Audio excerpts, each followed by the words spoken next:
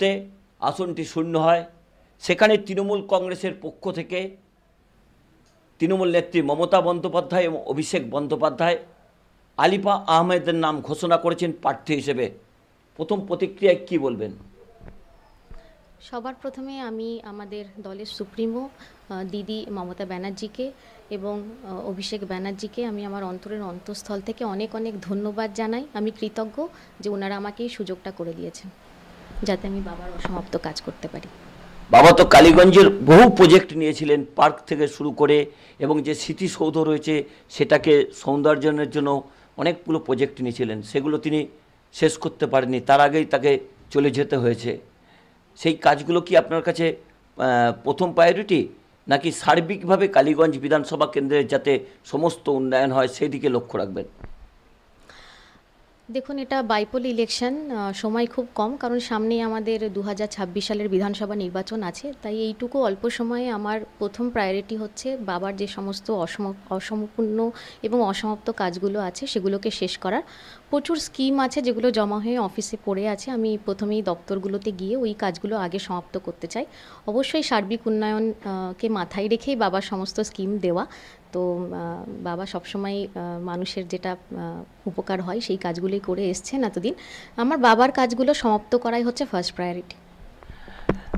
আপনার বাবা নাসিরুদ্দিন আহমেদ, তিনি গতবারে যে ভোটে নির্বাচিত হয়েছিলেন 2021 সালে, তারপরে দেখা গেল লোকসভা নির্বাচন 24-এ তার জয়ের ব্যবধান কিন্তু তার বিধানসভা কেন্দ্রে অনেক বেশি, যার জন্যই কিন্তু মহুয়া মৈত্র এত বিপুল পরিমাণ ব্যবধানে জয়লাভ করেছেন। এবারের উপনির্বাচনে কি টার্গেট রয়েছে, কত লক্ষ্যমাত্রা রয়েছে, এবং কবে থেকে প্রচার শুরু করছেন এবং কবে মনোনয়নপত্র জমা দেবেন? দেখুন, আমাদের কালীগঞ্জ ব্লক তৃণমূল কংগ্রেস শুধুমাত্র একটা দল নয়, আমরা একটা পরিবার। আমরা শুরু থেকেই সবাই মিলেমিশে এই দলের জন্য কাজ করি। আর বাবার হাত দিয়েই, মানে বাবা একদম শুরুর দিকের সৈনিক কালীগঞ্জ ব্লকে। বাবার হাত ধরেই কালীগঞ্জে প্রচুর কাজ হয়েছে। তিনি একনিষ্ঠ। আমরা তৃণমূল কংগ্রেস ছাড়া, দিদিকে ছাড়া কিছু চিনি না। তিনি আমাদের নিঃশ্বাসের মধ্যে থাকেন। তো বাবার যে কাজ সেগুলোই সমাপ্ত করা হবে, এবং তিনি যেরকমভাবে কাজ করেছেন আমি আগামী দিনে মানুষের পাশে সেইভাবেই কাজ করতে চাই। আর দলের নির্বাচনী যে প্রক্রিয়া, আমাদের একটা সুসংগঠিত সংগঠন আছে, আমাদের ব্লক সভাপতি আছেন, আমাদের দলের যারা পোর্টফোলিও হোল্ডার, আমরা সবাই মিলে একসাথে বসবো। নির্বাচনের কি প্রক্রিয়া হবে সেটা তার একটা খসড়া রচনা হবে, সেই প্ল্যান ধরেই আমরা আগামী দিনে এই নির্বাচনটাকে পরিচালিত করব, সেটাই প্ল্যান। কালীগঞ্জ বিধানসভায় সংখ্যালঘুদের ভোট প্রায় 62-64%। সেখানে কি আপনার মনে হয় যে জয়লাভ করা সহজ হবে?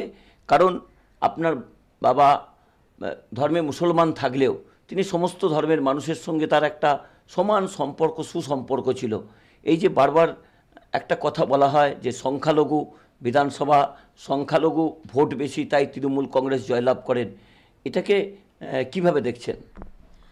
দেখুন, এই সংখ্যালঘু কথাটা মিডিয়ার তৈরি করা, বিরোধীরা এই নিয়ে কথা তোলে, কিন্তু আমি বিশ্বাস করি আমাদের তৃণমূল কংগ্রেস দল কোনোদিন ধর্ম দেখে রাজনীতি করেনি। আমার বাবা সেটা কোনোদিনও করেননি। সেই জন্য তিনি রাজনীতিতে কালীগঞ্জের বুকে প্রচণ্ড জনপ্রিয়।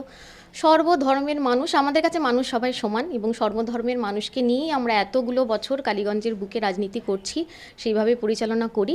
এবং আমি বিশ্বাস করি শুধুমাত্র মাইনরিটি ভোটার নয়, বাকি সমস্ত মানুষজন যারা কালীগঞ্জের মানুষ আছেন, বিধানসভা ভোটেও বাবাকে বিপুল ভোটে জয়ী করেছেন, এতদিন ধরে আমাদের পাশে আছেন। এবং এবার যেহেতু উপনির্বাচন এবং বাবার চলে যাওয়াতে হঠাৎ তার আকস্মিক মৃত্যুতে লোকের মধ্যে একটা শূন্যতার সৃষ্টি হয়েছে, সেই জায়গা থেকে দাঁড়িয়ে একটা মানুষ চাইছে যে তৃণমূল কংগ্রেসের কেউ একজন প্রতিনিধি আসুক এবং বাবার কাজগুলো, যেগুলো অসমাপ্ত কাজ আছে, পূরণ হোক, মানুষের পাশে দাঁড়াক। তাই আমার বিশ্বাস যে বিধানসভা ভোটের যাই ফলাফল হয়ে থাকুক, উপনির্বাচনে তার ফলাফল আরও ভালো হওয়া উচিত। আপনি তো রাজনীতিতে একেবারে নবাগত নয়, আপনার রাজনৈতিক প্রবেশ কিন্তু অনেক দিন আগেই হয়েছে। আপনি সদস্য হয়েছিলেন জেলা পরিষদের, এবং সেই জায়গাতেই কি আপনার এই এবারের নির্বাচনের লড়াইটা অনেক সহজ হলো? আরেকটা প্রশ্ন আপনার কাছে, যে কালীগঞ্জ বিধানসভার মধ্যেই পলাশির মতো একটা ঐতিহাসিক জায়গা পড়ে, সেটা নিয়ে তো আপনার আগামী পরিকল্পনা কি থাকবে যদি কালীগঞ্জের মানুষ আপনাকে আশীর্বাদ করে? হ্যাঁ, কালীগঞ্জের এই যে নির্বাচন, আপনার প্রথম কোশ্চেনটা কি ছিল? অনেক আপনি তো রাজনীতিতে হ্যাঁ একেবারে হ্যাঁ নবাগত নায়িকা। একদম। তো আমি রাজনৈতিক পরিবারের মেয়ে। আমার যবে থেকে জ্ঞান হয়েছে আমি তবে থেকেই বাবাকে দেখছি দিদির হয়ে লড়তে। তৃণমূল কংগ্রেস ছাড়া আমরা কিছু দেখিও নি, বড়ও হইনি। আমাদের মনের মধ্যে তৃণমূল কংগ্রেস এবং দিদি মমতা ব্যানার্জি। তো অবশ্যই আমি আমার রাজনৈতিক যদি ক্ষমতাগত কথা বলেন তো আমি জেলা পরিষদের সদস্য হই 2018 সালে, কিন্তু তারা অনেক আগে থেকে আমি রাজনীতির সাথে যুক্ত। আমি ছোট থেকেই বড়ই হয়েছে এটা দেখে যে রাজনৈতিক পরিবারে বড় হলে যেটা হয়।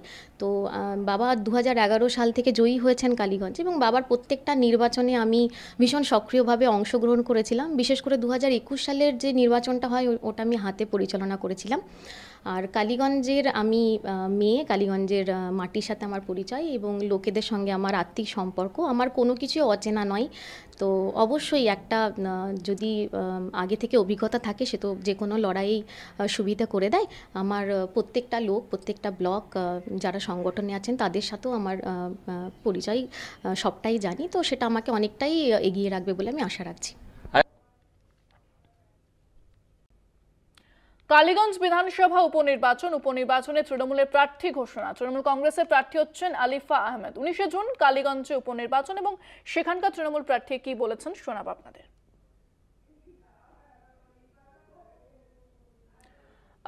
কালীগঞ্জ বিধানসভা উপনির্বাচন এবং উপনির্বাচনে তৃণমূলের প্রার্থী ঘোষণা। তৃণমূল কংগ্রেসের প্রার্থী হচ্ছেন আলিফা আহমেদ। 19 জুন কালীগঞ্জে উপনির্বাচন, কি বলছেন তৃণমূল প্রার্থী শোনাব আপনাদের। 19 জুন নদিয়া জেলার কালীগঞ্জ বিধানসভা কেন্দ্রের উপনির্বাচন। নাসিরউদ্দিন আহমেদের মৃত্যুতে আসনটি শূন্য হয়।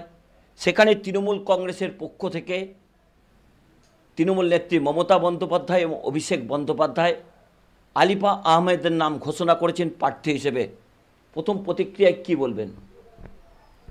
সবার প্রথমে আমি আমাদের দলের সুপ্রিমো দিদি মমতা ব্যানার্জিকে এবং অভিষেক ব্যানার্জিকে আমি আমার অন্তরের অন্তঃস্থল থেকে অনেক অনেক ধন্যবাদ জানাই। আমি কৃতজ্ঞ যে ওনারা আমাকে এই সুযোগটা করে দিয়েছেন যাতে আমি বাবার অসমাপ্ত কাজ করতে পারি। বাবা তো কালীগঞ্জের বহু প্রজেক্ট নিয়েছিলেন, পার্ক থেকে শুরু করে, এবং যে স্মৃতিসৌধ রয়েছে সেটাকে সৌন্দর্যায়নের জন্য অনেকগুলো প্রজেক্ট নিয়েছিলেন। সেগুলো তিনি শেষ করতে পারেননি, তার আগেই তাকে চলে যেতে হয়েছে। সেই কাজগুলো কি আপনার কাছে প্রথম প্রায়োরিটি, নাকি সার্বিকভাবে কালীগঞ্জ বিধানসভা কেন্দ্রের যাতে সমস্ত উন্নয়ন হয় সেই দিকে লক্ষ্য রাখবেন? দেখুন, এটা বাইপোল ইলেকশন, সময় খুব কম, কারণ সামনেই আমাদের 2026 সালের বিধানসভা নির্বাচন আছে। তাই এইটুকু অল্প সময়ে আমার প্রথম প্রায়োরিটি হচ্ছে বাবার যে সমস্ত অসম্পূর্ণ এবং অসমাপ্ত কাজগুলো আছে সেগুলোকে শেষ করার। প্রচুর স্কিম আছে যেগুলো জমা হয়ে অফিসে পড়ে আছে। আমি প্রথমেই দপ্তরগুলোতে গিয়ে ওই কাজগুলো আগে সমাপ্ত করতে চাই। অবশ্যই সার্বিক উন্নয়নকে মাথায় রেখেই বাবার সমস্ত স্কিম দেওয়া। তো বাবা সবসময় মানুষের যেটা উপকার হয় সেই কাজগুলোই করে এসছেন এতদিন। আমার বাবার কাজগুলো সমাপ্ত করাই হচ্ছে ফার্স্ট প্রায়োরিটি। আপনার বাবা নাসিরউদ্দিন আহমেদ, তিনি গতবারে যে ভোটে নির্বাচিত হয়েছিলেন 2021 সালে, তারপরে দেখা গেল লোকসভা নির্বাচন 24-এ তার জয়ের ব্যবধান কিন্তু তার বিধানসভা কেন্দ্রে অনেক বেশি, যার জন্যই কিন্তু মহুয়া মৈত্র এত বিপুল পরিমাণ ব্যবধানে জয়লাভ করেছেন। এবারের উপনির্বাচনে কি টার্গেট রয়েছে, কত লক্ষ্যমাত্রা রয়েছে, এবং কবে থেকে প্রচার শুরু করছেন এবং কবে মনোনয়নপত্র জমা দেবেন? দেখুন, আমাদের কালীগঞ্জ ব্লক তৃণমূল কংগ্রেস শুধুমাত্র একটা দল নয়, আমরা একটা পরিবার। আমরা শুরু থেকেই সবাই মিলেমিশে এই দলের জন্য কাজ করি। আর বাবার হাত দিয়েই, মানে বাবা একদম শুরুর দিকের সৈনিক কালীগঞ্জ ব্লকে। বাবার হাত ধরেই কালীগঞ্জে প্রচুর কাজ হয়েছে। তিনি একনিষ্ঠ। আমরা তৃণমূল কংগ্রেস ছাড়া, দিদিকে ছাড়া কিছু চিনি না। তিনি আমাদের নিঃশ্বাসের মধ্যে থাকেন।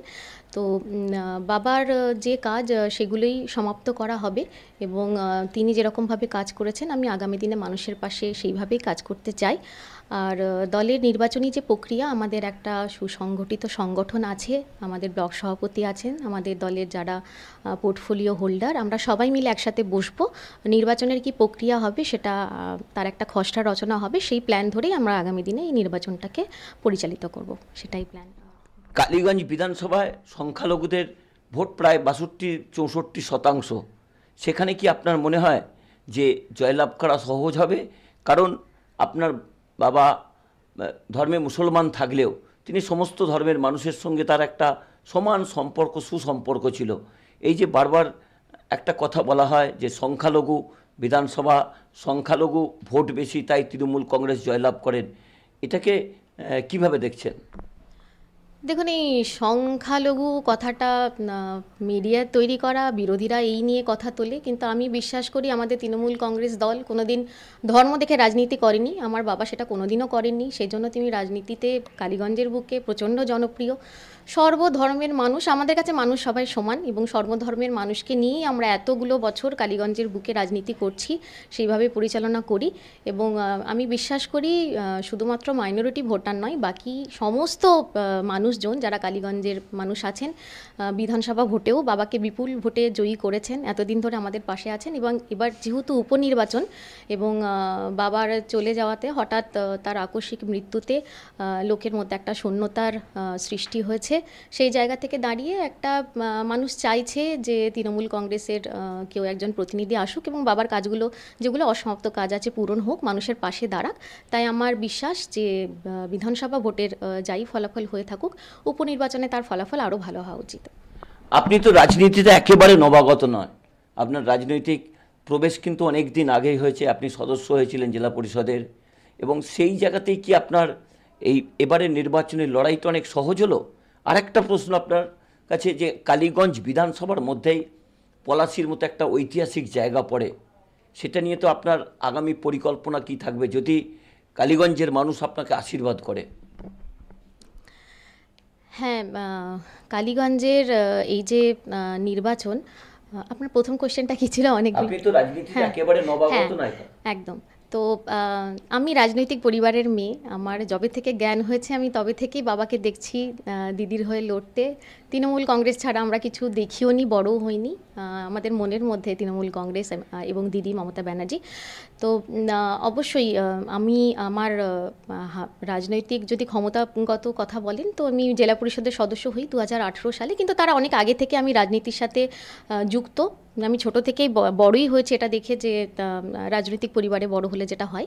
তো বাবা 2011 সাল থেকে জয়ী হয়েছেন কালীগঞ্জ, এবং বাবার প্রত্যেকটা নির্বাচনে আমি ভীষণ সক্রিয়ভাবে অংশগ্রহণ করেছিলাম। বিশেষ করে 2021 সালের যে নির্বাচনটা হয় ওটা আমি হাতে পরিচালনা করেছিলাম। আর কালীগঞ্জের আমি মেয়ে, কালীগঞ্জের মাটির সাথে আমার পরিচয় এবং লোকেদের সঙ্গে আমার আত্মিক সম্পর্ক, আমার কোনো কিছুই অচেনা নয়। তো অবশ্যই একটা যদি আগে থেকে অভিজ্ঞতা থাকে, সে তো যে কোনো লড়াইয়েই সুবিধা করে দেয়। আমার প্রত্যেকটা লোক, প্রত্যেকটা ব্লক যারা সংগঠনে আছেন তাদের সাথেও আমার পরিচয় সবটাই জানি, তো সেটা আমাকে অনেকটাই এগিয়ে রাখবে বলে আমি আশা রাখছি।